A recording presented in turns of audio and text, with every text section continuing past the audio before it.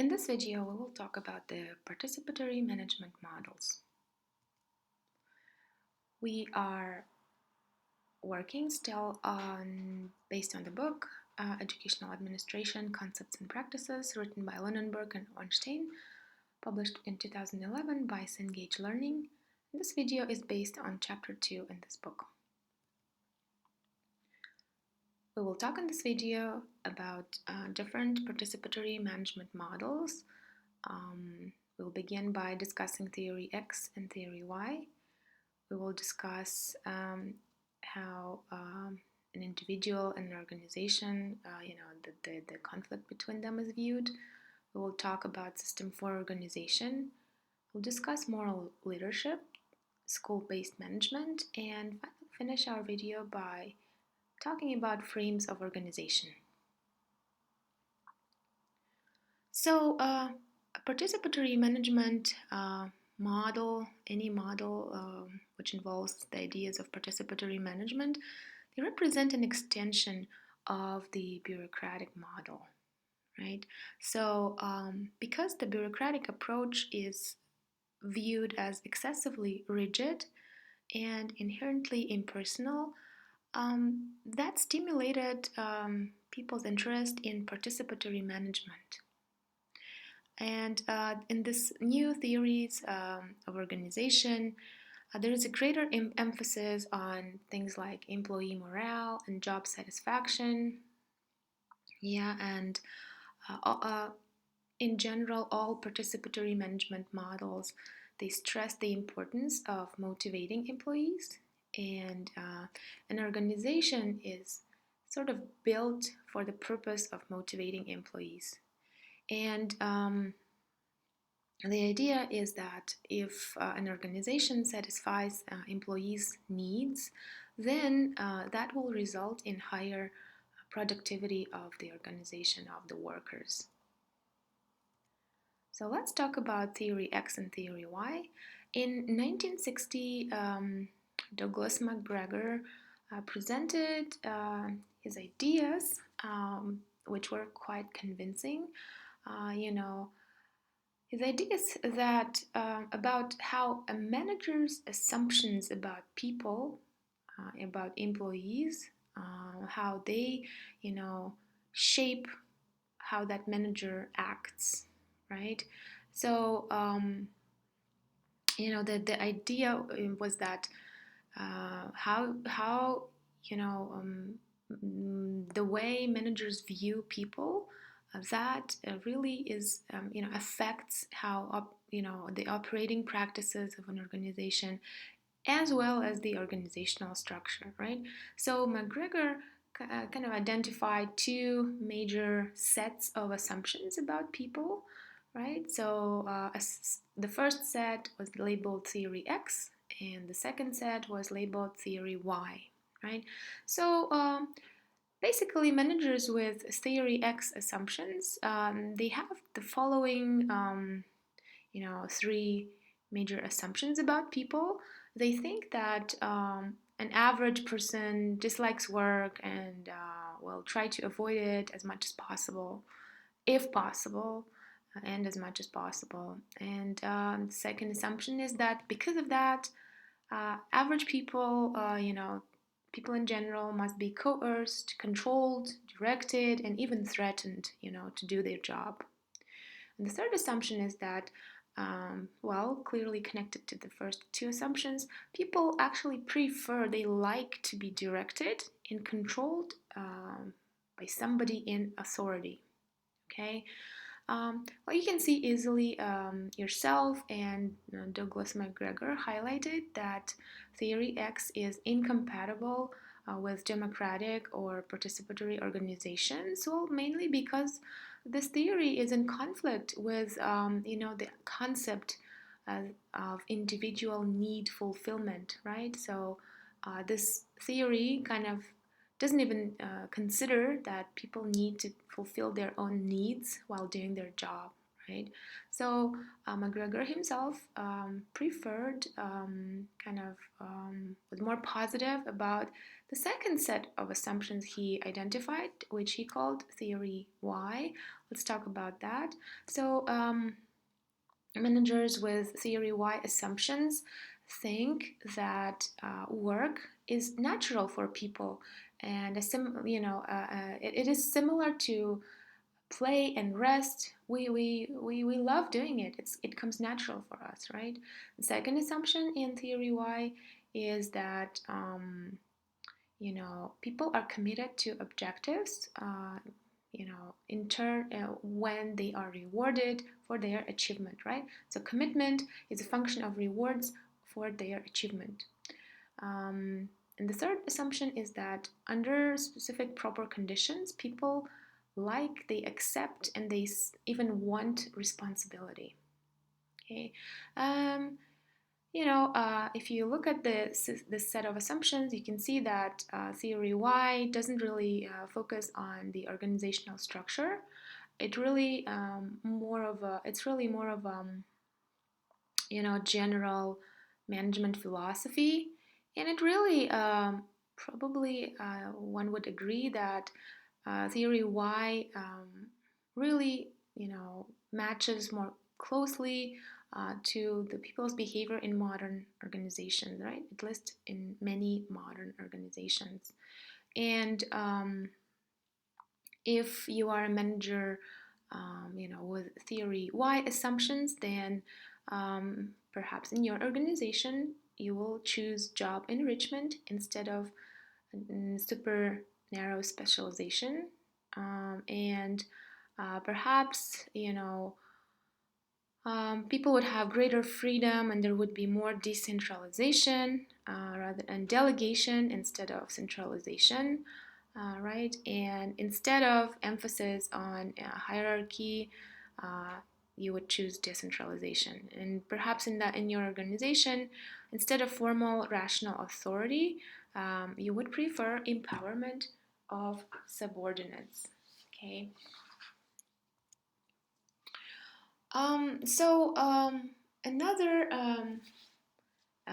kind of theory was proposed by Chris Argyles, who also thought that bureaucratic organizations prevent employees from using their full potential, right? And Chris Argyles argues that the growth or development of human personality they happen, in a way which is inherently incongruent with the organization's growth and and demands. So basically, the self-actualization of an organization and an individual are inherently incongruent. They are in conflict, right? So this idea of an individual versus organization comes from um, you know, um, his work, and he basically used, the argument that human personality develops along the immaturity versus maturity continuum, right? And we move from immaturity towards maturity. We are immature as infants and more mature as adults, right? And as we grow up, as we mature, we need more activity, we need more independence. We want to behave in many different ways. We have deeper interests, we have a longer time perspective, and we prefer to be to be in a superordinate position towards our peers, and really we are more aware of ourselves, and we control ourselves better, right? So as we mature, that is really in conflict with the modern bureaucratic organizations, right? Because the bureaucratic organizations, they often treat people as if they are immature by their personality, right? Chris Argyles argues that teachers and other professionals, want to be treated as mature people, right? And if they are treated as immature people, as they often are in bureaucratic organizations, right? They tend to become, apathetic, even aggressive, right? So that kind of starts a chain reaction. Seeing that the employees, teachers, and other professionals are more aggressive and apathetic to their duties, school administrators may try to impose further restrictions, right?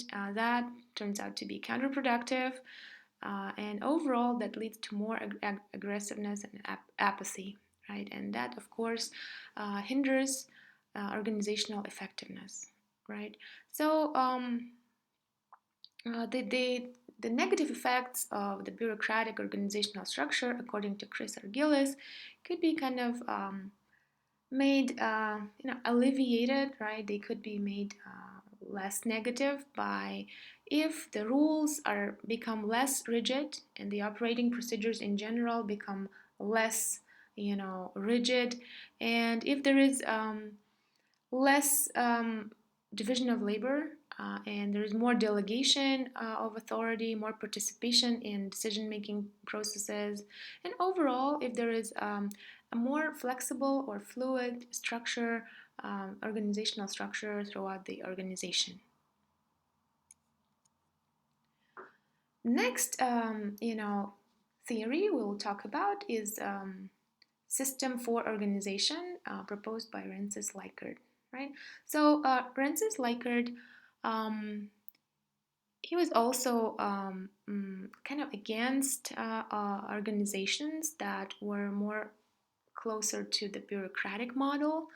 Um, so, in contrast to the previous theories, the theory proposed by Likert is more detailed and more kind of comprehensive in the way it views organization in the way uh, in the proposals that are made by this theory. Okay, so Rensis Likert conducted, a lot of research in different organizations, in different organizational settings, industry, government, education, right?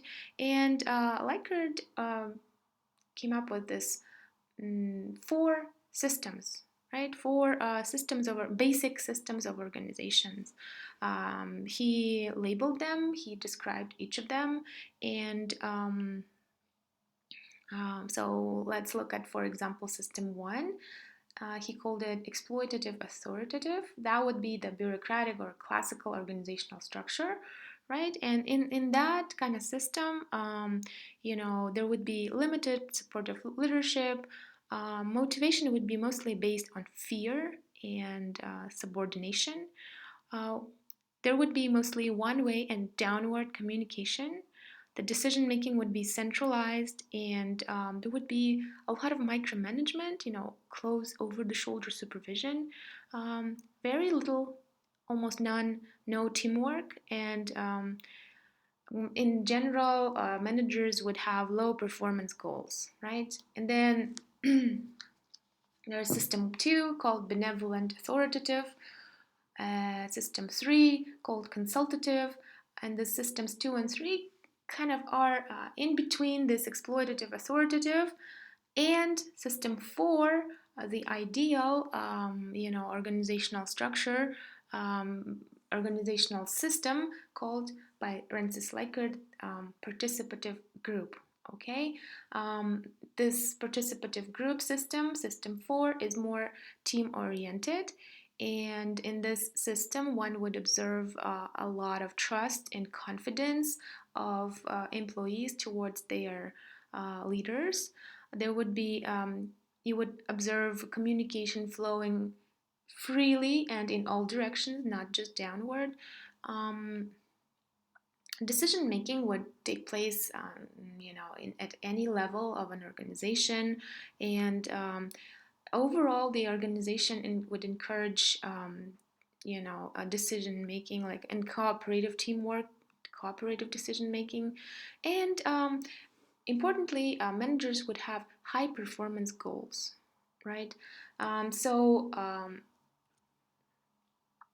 so overall, um, according to this division of basic, organizational systems of organization, you could see that system 4 is something that Likert viewed as an ideal model, right, and something that organizations should move towards. That's what they should aspire to be. And according to Likert, System 4 has three key elements. The first, that the managers should use the principle of supportive relationship. Second, the decision making should be group, not individual, not top down. Really, it should be group decision making. And the third element, the manager should have high performance goals for the organization, right? And what really is helpful about this theory proposed by Likert is that in addition to just describing this is what these are the types of systems and this is what the ideal one, right, system 4 is, Likert also offers very detailed kind of guidelines that could be used to analyze an organization's present system and that one could use even to move the organization towards system 4, right? And to help for that kind of analysis and reform, Likert identifies three classes of variables, right? Causal, intervening, and end result variables. So causal variables are those variables that affect the intervening and end result variables, and they are called causal because they are within the control of an administrator, and an administrator could actually could affect those variables, could do something about them, and that in turn could affect the intervening and end result variables, right? So those are the ones that the administrator should attempt to change in order to move the organization towards system 4. Um, so the causal variables are, for examples of causal variables are administrators' assumptions, organizational objectives, administrative behavior and practices, authority system, union contract, if there is any, administrators' view of change, and members' needs and desires. Yeah. So these causal variables affect intervening variables and end result variables. So intervening variables, in turn, they are the internal, the variables that represent the internal state and health of the organization, right? And they are as follows. Like examples could be the subordinates' attitudes, commitment to school goals, group loyalty, trust and confidence, upward influence, motivational forces, and communication system. And end results, so end result variables are the outcome variables, right? They represent the achievement of the organization, and they are affected by the causal variables and kind of the intervening variables as well, I guess. So examples of end result variables in an organization could be growth and performance of teachers and students, attendance, dropout rate, union management relations, school, community relations, students' attitudes towards school, and teacher job satisfaction, basically outcomes, right? So this is quite a useful kind of framework. In addition, Likert proposed that, for administrators to move their organizations towards system 4, they should use the survey feedback method and leadership training. And moreover, Likert kind of developed tools, the survey tools that could be used to actually to implement all these reforms.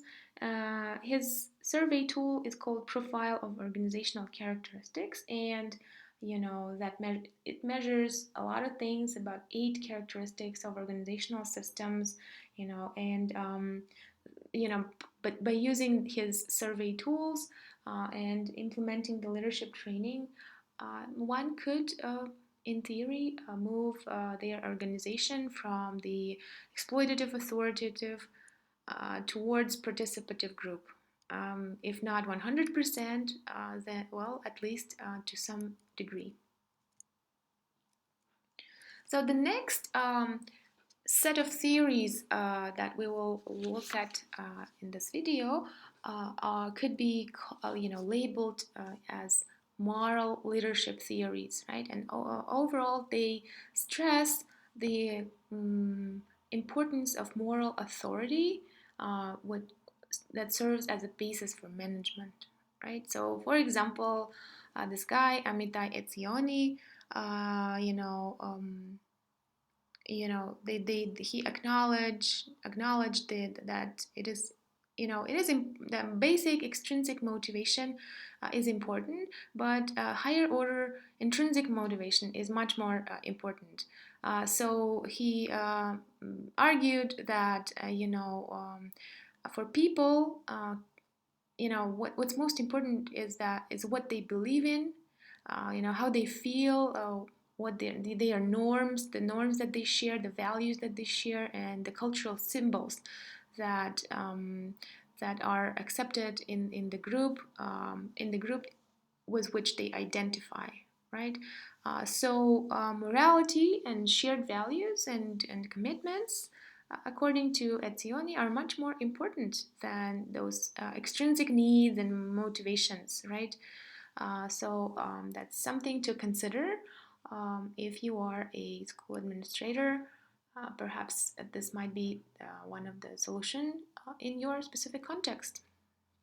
Another scholar who is in favor of moral leadership is Thomas Sergiovanni, and he argued that when moral authority is stronger than bureaucratic leadership, then that kind of school will exceed expectations in its performance and in the commitment, right? And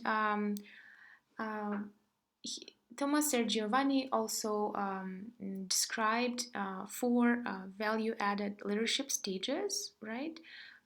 So leadership by bartering means that the leader and his employees, they kind of enter some sort of a bargain, right? In which the leader gives to his employees something that they want, and in exchange, he or she receives something that the leadership wants. Okay, so there is an exchange there. The second stage, leadership by building, is when a leader offers, a supportive environment, climate, interpersonal support, and that, improves, allows the employees to fulfill their needs, for achievement, responsibility, and competence. So essentially, a leader kind of builds the organization by making his employees stronger. The third stage is leadership by bonding, and here the leader and his employees develop a shared set of values and commitments, and they bond together, maybe working towards a common cause. The fourth stage is leadership by banking, and here the leader kind of institutionalizes the improvement efforts into everyday life of an organization, right? This institutionalization saves energy and effort, and so the organization has a lot of energy and effort for new improvements, new projects, new initiatives, right? And in this kind of schools where moral authority is, transcends bureaucratic leadership, uh, there is you would notice a different kind of hierarchy, right?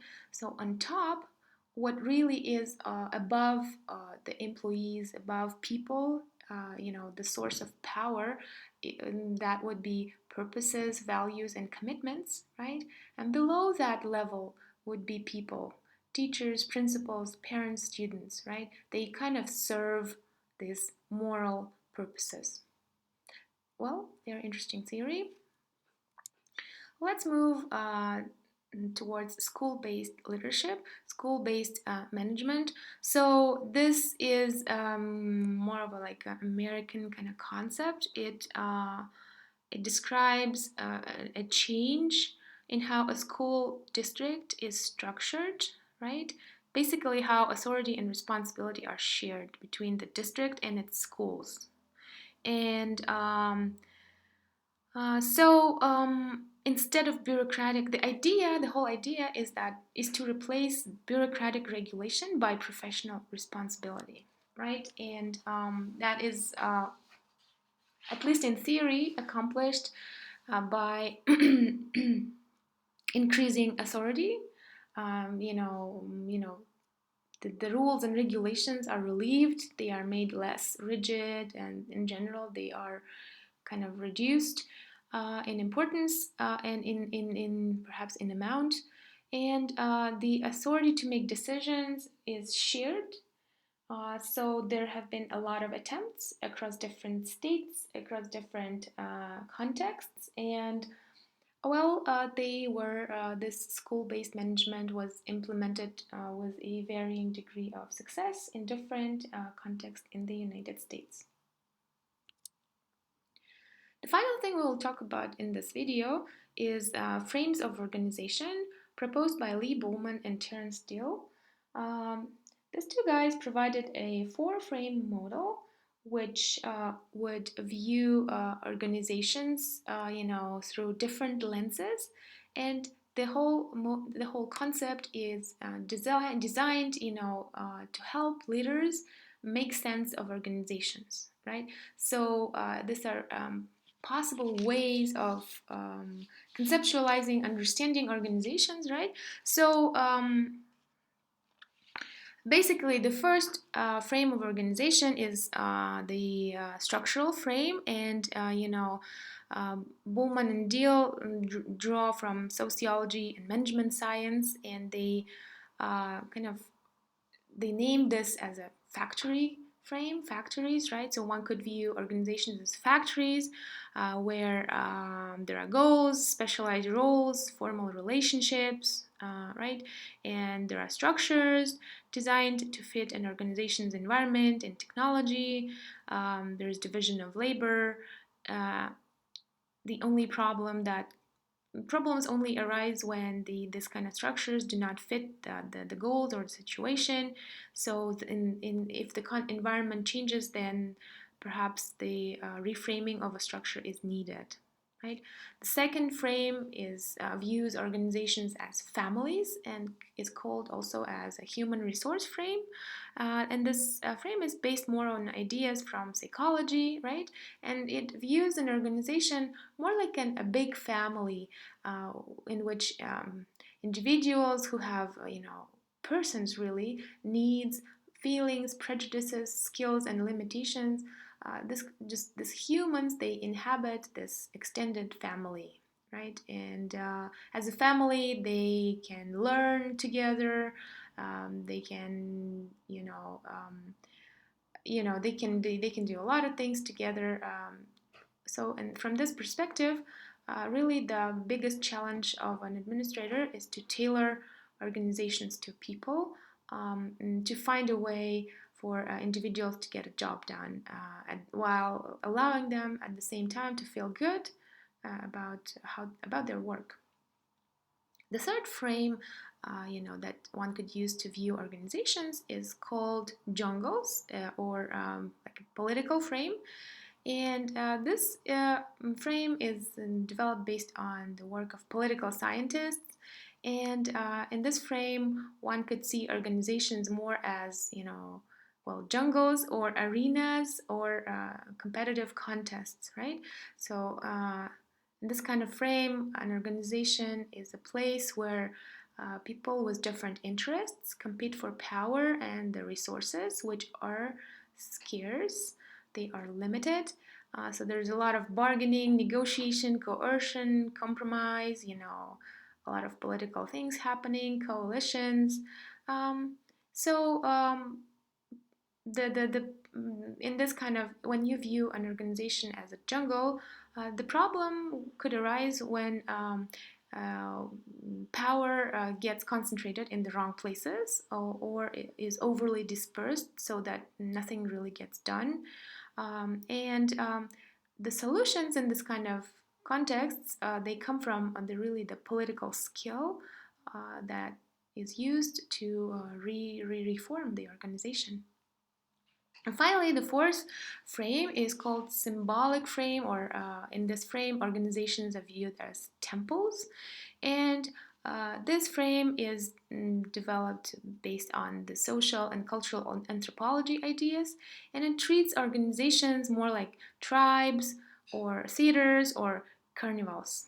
Okay, so it is in this frame the one would not see organizations, rooted in rationality, but more like you would see an organization more as a culture in which there are rituals, ceremonies, stories, heroes. So you wouldn't probably, the emphasis will not be on rules or managerial authority, right? So here you would see more of actors playing their own roles. And if you view an organization as a temple, you would see problems arising from when actors perform their roles badly, right? When there are no meaning, that the symbols lose their meaning, or when there's no power anymore in the ceremonies and rituals that worked before, right? And if you want to reform and this kind of spiritual side of an organization, then a leader would need symbols, myths, and something like magic.